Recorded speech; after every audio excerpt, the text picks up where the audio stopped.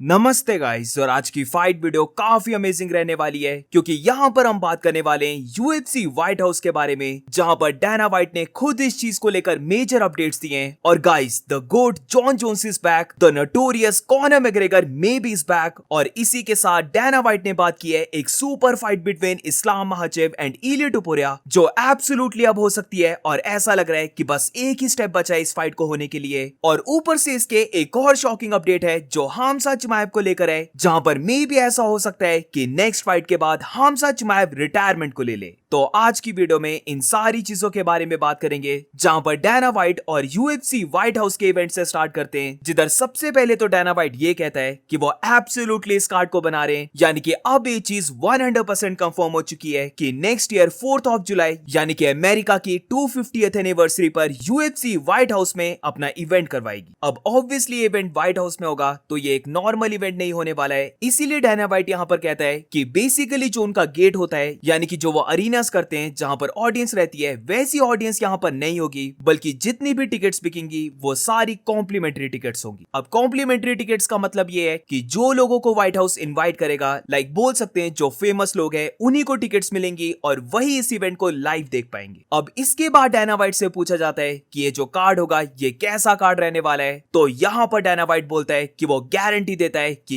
ये card bad S card बनने वाला है। ये अभी तक का greatest card of all time बनेगा। तो नेक्स्ट ईयर 4th of जुलाई तक अब वेट करना पड़ेगा, क्योंकि वहां पर हमें greatest card of all time मिलने वाला है। पिछले ही साल हम देखते हैं कि UFC 300, जो मुझे लगता है अभी तक का सबसे ग्रेटेस्ट कार्ड रहा है, वही पूरा कार्ड इतना इंसेन गया था। तो अब इमेजिन करो उससे भी बेटर कार्ड हमें नेक्स्ट ईयर देखने को मिलने वाला है। अब 300 के कार्ड में एक कमी थी, और वो था कोई भी मेजर नेम फाइटर नहीं था। बट UFC व्हाइट हाउस में लग रहा है कि बहुत बड़े नाम वाले फाइटर्स यहाँ पर फाइट करने वाले हैं, और इसीलिए ये कार्ड 300 के कार्ड को पीछे कर सकता है। अब कौन से बिग नेम फाइटर्स यहाँ पर फाइट कर सकते हैं, तो डैना व्हाइट ने डायरेक्टली किसी का नाम तो नहीं लिया, बट यहाँ पर बात होती है जॉन जोन्स और कॉनर मैकग्रेगर की। तो डैना व्हाइट से जॉन जोन्स के बारे में पूछा जाता है, जहां पर डैना व्हाइट कहता है कि ये सच बात है कि जॉन जोन्स अनरिटायर हो चुका है, वो ड्रग टेस्टिंग पूल में वापस आ चुका है और वो ट्रेनिंग करने लग पड़ा है। यूएफसी व्हाइट हाउस को अगर वो इमेजिन करे कि उसकी ड्रीम मेन इवेंट फाइट क्या रह सकती है, तो यहाँ पर डैना व्हाइट कहता है कि उसकी ड्रीम फाइट रहेगी Tom Aspinall versus Jon Jones की मेन इवेंट फाइट। तो जैसे ही डैना व्हाइट ये बोलता है, तो एकदम से डैना से कॉनर मैकग्रेगर के बारे में भी पूछा जाता है, जहां पर डैना व्हाइट कहता है कि इट इज पॉसिबल कि कॉनर मैकग्रेगर भी इस कार्ड में फाइट करे। तो all of a sudden guys, जो मैंने कपल ऑफ डेज पहले यूएफसी व्हाइट हाउस के फैंटेसी कार्ड को बनाया था, वो अब इतना बुरा कार्ड नहीं दिख रहा है। जहां पर क्योंकि मैंने उस कार्ड में जॉन जोन्स को मेन इवेंट और कॉनर को को मेन इवेंट रखा था, तो काफी लोगों ने वहां पर मुझे बोला था कि ये चीज नहीं हो सकती। बट अब डैना व्हाइट की बातों से ऐसा लग रहा है कि ये चीज एब्सोल्युटली हो सकती है। तो इसीलिए जिसने अभी तक मेरे यूएफसी व्हाइट हाउस वाली वीडियो को नहीं देखा है, तो please make sure to watch it, क्योंकि वहां पर कुछ ऐसी फाइट्स हैं जो रियली हो सकती हैं। और मूविंग ऑन, तो अब बात करते हैं सुपर फाइट के बारे में, जहां पर इसी पॉडकास्ट में डैना व्हाइट बात करता है इस्लाम महाचेव और इलिया टुपुरिया की सुपर फाइट के बारे में। तो बेसिकली दोनों फाइटर्स की बात स्टार्ट होने लग पड़ती है, जहां पर नेल्क बॉयज में से एक बोलता है कि इस्लाम महाचेव वर्सेस इलिया टुपुरिया की फाइट एक सुपर फाइट बन सकती है फ्यूचर में, जहां पर एज वी नो कि इस्लाम अब वेल्टरवेट डिवीजन में मूव हो चुका है। तो सबसे पहले तो उसे वहां की बेल्ट को विन करना पड़ेगा, फिर वहां पर कुछ और फाइट्स को करना पड़ेगा, और ऐसी ही सेम चीज इलिया टुपुरिया को लाइट वेट डिवीजन में करनी पड़ेगी। और फिर फ्यूचर में हम देख सकते हैं कि दोनों फाइटर्स एक दूसरे के साथ फाइट कर रहे हैं। तो इस बात को लेकर जो डैना व्हाइट रिप्लाई देता है वो बहुत ज्यादा ऑसम था, जहां पर डैना इस बात को रिजेक्ट कर देता है कि दोनों फाइटर्स को और ज्यादा फाइट्स करने पड़ेंगी, बल्कि डैना व्हाइट कहता है कि अगर इस्लाम महाचेव वेल्टरवेट का चैंपियन बन जाता है, तो इमीडिएटली इस्लाम महाचेव वर्सेस इलिया टुपुरिया की सुपर फाइट बन सकती है। Double champion versus double champion, ये फाइट एक सुपर फाइट है, और फॉर श्योर वो इमीडिएटली देखेंगे कि इन दोनों की फाइट हो जाए। तो अब बेसिकली टाइम आ गया है गाइस, जो इस्लाम को सपोर्ट करते हैं एंड ऑल्सो इलिया टुपुरिया को सपोर्ट करते हैं, वो एक साथ हो जाए जेडीएम के फैंस के अगेंस्ट। इस्लाम और इलिया के फैंस दोनों चाहते होंगे कि इस्लाम महाचेव जैक डेला मेडलेना को बीट करके वेल्टरवेट का चैंपियन बन जाए, ताकि फिर हम देख सकें double champion versus double champion जो आज तक नहीं हुई है, यानी कि इस्लाम महाचेव वर्सेस इलियो टोपुरे की mega fight. Anyways, moving on to the next update, तो अब बात करते हैं जॉन जोन्स के बारे में, जहां पर जॉन जोन्स मेजर चीजों को रिवील करता है। जिधर सबसे पहले तो उसके अनरिटायर होने की बात करें तो यहाँ पर जॉन जोन्स कहता है कि 4th ऑफ जुलाई जब डोनाल्ड ट्रंप ने ये बोला कि वो नेक्स्ट ईयर व्हाइट हाउस में यूएफसी का इवेंट करवाएंगे, तो उसी 4th ऑफ जुलाई की शाम को वो यूएफसी को कॉल करता है, उन्हें ये बोलता है कि वो वापिस आ रहा है, वो नो लॉन्गर रिटायर है और इसीलिए अब उसे ड्रग टेस्टिंग पूल में वापिस ले आओ। वो बस अभी इतनी ही बात को रिवील कर सकता है, और जो उसने एक बार पहले बोला था कि उसे फिर से फाइट करने के लिए कुछ ऐसा चाहिए जो उसके पिकल को टिकल करता है, जो ऑब्वियसली एक गे लाइन है वैसे तो यही बात बोलते हुए जॉन जोन्स कहता है कि America now that tickles my pickle. अब एज वी नो कि कुछ टाइम से जॉन जोन्स को बहुत ज्यादा क्रिटिसाइज किया जा रहा है, और ऑब्वियसली हर कोई बोल रहा है, जो समवट थोड़ा सा ट्रू भी था, कि जॉन जोन्स ने टॉम एस्पिनल को डक कर लिया। बट अब जॉन जोन्स एक ट्रू गोट की तरह बात कर रहा है, जहां पर जॉन जोन्स ये कहता है कि उसके लिए अब ऐसा मौका है कि वो व्हाइट हाउस में फाइट करके अपनी कंट्री अमेरिका को रिप्रेजेंट कर सकता है, और इसीलिए वो अब केयर नहीं करता कि वो कौन से ओपोनेंट के साथ फाइट करने वाला है। कोई भी ओपोनेंट को ले आओ, वो रेडी है उसके साथ फाइट करने के लिए, क्योंकि अब उसे मनी से ज्यादा एक बड़ा रीजन मिल चुका है, यानी कि व्हाइट हाउस में अपनी कंट्री को रिप्रेजेंट करने का। कोई भी नहीं जानता कि उसका फ्यूचर क्या होल्ड करेगा, बट जैसे ही उसने डोनाल्ड ट्रंप की बातों को सुना कि यूएफसी व्हाइट हाउस होने वाली है, तो वही सुनकर उसने ट्रेनिंग को करना स्टार्ट कर दिया है। तो लेट्स गो जॉन जोन्स, और यही गोट का मीनिंग है, जहां पर गोट केयर नहीं करता कि उसका ओपोनेंट कितना रिस्की है, वो कितना यंग है या वो कितना पावरफुल है, हु केयर्स। और ये जो जॉन जोन्स ने बोला है कि वो किसी भी ओपोनेंट के साथ फाइट कर लेगा, तो ये चीज सुनकर बहुत अच्छा लगा।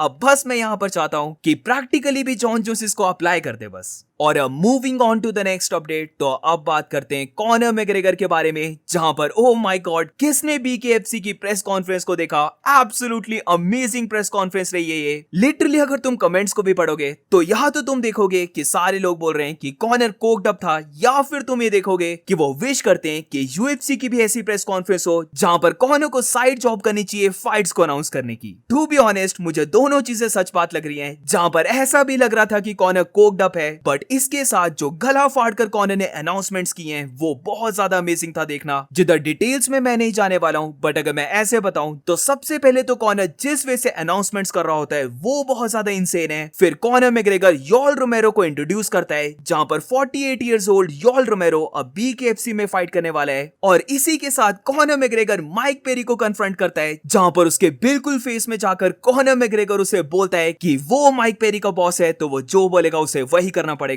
जो अभी तुम अगर नोटिस करोगे तो काफी वायरल जा चुकी है। बट यहाँ पर ये सारी बातें साइड लाइन वाली बातें हैं, जो मेन चीज है वो है कि कॉनर मैग्रेगर हिंट देता है कि वो next year UFC White house में फाइट कर सकता है। तो इस प्रेस कॉन्फ्रेंस के बीच में कॉनर मैग्रेगर बोलता है कि इट्स लुकिंग लाइक कि वो नेक्स्ट ईयर हेड करने वाला है ओवल ऑफिस में, यानी कि नेक्स्ट ईयर वो जाने वाला है व्हाइट हाउस में। ऑल्सो इसके साथ जो मैं डैना व्हाइट के पॉडकास्ट की बात कर रहा था, तो वहां पर जो नेल्क बॉयज हैं, उनका जो मेन पर्सन है वो डैना को यही चीज बोलता है कि उसने कॉनर से बात की है, और कॉनर बहुत ज्यादा फायर्ड अप था, और कॉनर चाहता है कि वो रियली व्हाइट हाउस में फाइट करे। तो गाइस, बहुत ज्यादा मजा आने वाला है अगर मेन इवेंट हो जाती है Tom Aspinall versus Jon Jones के बीच में, और को मेन इवेंट हो जाती है Conor McGregor versus Michael Chandler की। अगर ऐसा हो जाता है तो अभी लिख के ले लो, ये सारे पे पर व्यू रिकॉर्ड्स को ब्रेक करने वाला है। इवन जो कॉनर वर्सेस हबीब का पे पर व्यू रिकॉर्ड है वो भी मुझे लगता है इजीली ब्रेक हो जाएगा। अभी लिटरली 1 साल बचा है यूएफसी व्हाइट हाउस को होने के लिए, बट फिर भी जो हाइप बन चुकी है वो एब्सोल्युटली इंसेन है। और moving on to the next update, तो अब बात करते हैं मिडिलवेट फाइटर हामजा चिमाएव के बारे में। तो हर कोई अभी वेट कर रहा है कि यूएफसी 319 कब होगी, जहां पर middleweight champion Dricus du Plessis fight करने वाला है हामजा चिमाएव के साथ। बट गाइस, एक थोड़ा सा शॉकिंग वाला अपडेट आ चुका है, जहां पर कायो बहालियो, जिसने कुछ टाइम तक हामजा चिमाएव के साथ ट्रेन भी किया है, वो ये रिवील करता है कि उसे विस्पर सुनने को मिल रहे हैं कि अगर यूएफसी 319 में हामजा चिमाएव ड्रिकस डु प्लेसी को बीट करके मिडिलवेट का चैंपियन बन जाता है, तो वो वहीं पर रिटायरमेंट को अनाउंस कर देगा। तो अपनी बात को एक्सप्लेन करते हुए कायो ये बोलता है कि उसे बहुत ज्यादा रूमर सुनने को मिल रहे हैं कि ऐसा सच में होने वाला है। वो जैसे ही बेल्ट को विन करेगा वो उसी के बाद रिटायर हो जाएगा, वो नो लॉन्गर फाइट करेगा। और इसके बेसिकली 3 मेजर रीजन है, जिसमें सबसे बड़ा ये है कि हामजा चिमाएव को हेल्थ इश्यूज हैं, फिर दूसरा उसकी कंट्री को लेकर है, और यहाँ पर यूएई की बात नहीं हो रही है, बल्कि आई एम अज्यूमिंग कि कायो बहालियो यहाँ पर रशिया और कदिरोव की बात कर रहा है, तो उसको लेकर भी हामजाद को टेंशन है। प्लस इसी के साथ कायो ये बोलता है कि हामजाद ने बहुत ज्यादा ज्यादा मनी को ऑलरेडी अर्न कर लिया है, वो एक रिच गाय है। तो इसीलिए ये सारी चीजों को जब कंबाइन करते हैं और जो र्यूमर्स वो सुन रहे हैं, तो ये डेफिनेटली हो सकता है कि अगर हामजा ड्रिकस को बीट कर दे